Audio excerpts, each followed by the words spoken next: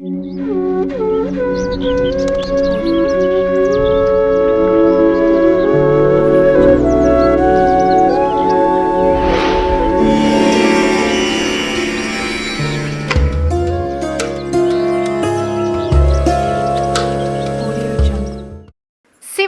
ఉండే శివలింగానికి మొత్తం 5 ముఖాలుంటాయి.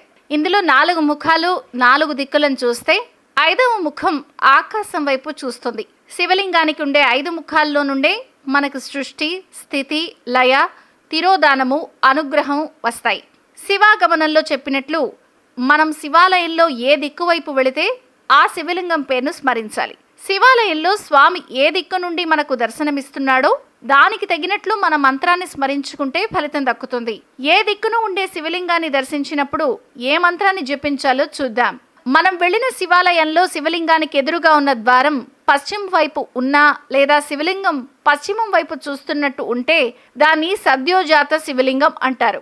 శ్రీకాళహస్తిలోని శివలింగం సద్యోజాత శివలింగం. చూసినప్పుడు ఓం సద్యోజాత ముఖాయ నమః అని స్మరించాలి. శివలింగం తూర్పు వైపు ఉంటే దాన్ని తత్పురుష ముఖం అని అంటారు. తూర్పుని చూస్తూ ఉండే శివలింగం వాయువు మీద అధిష్టానం కలిగి ఉంటాడు. తత్పురుష ముఖం మనల్ని తిరోధానాన్ని చేస్తుంది. అంటే మనల్ని మాయ చేత కప్పిబడేస్తూ చీకట్లో ఉంచుతుంది.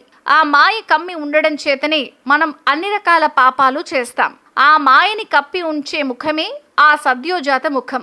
మనల్ని రక్షించినా శిక్షించినా అన్నీ ఆ పరమేశ్వరుడే కాబట్టి తూర్పు దిక్కున శివుణ్ణి దర్శించుకునేటప్పుడు సద్యోజాతాయ విద్మహే తత్పురుషాయ ధీమహి తన్నో సర్వ ప్రచోదయాత్ అనే మంత్రాన్ని పఠించాలి.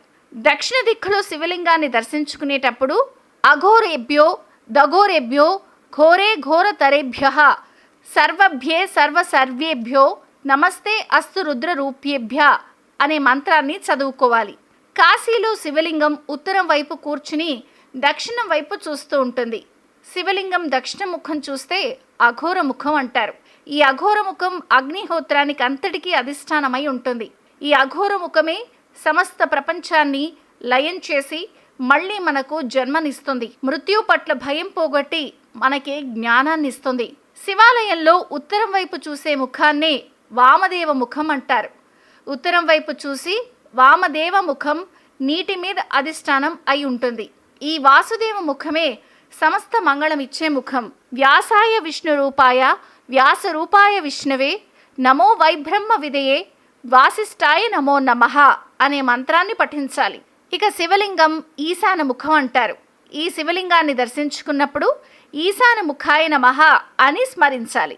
ఈశాన ముఖాయ దర్శనం 4 ముఖాల్ని దర్శించిన తర్వాతే దర్శించాలి. అప్పుడే విశిష్ట ఫలితం లభిస్తుంది.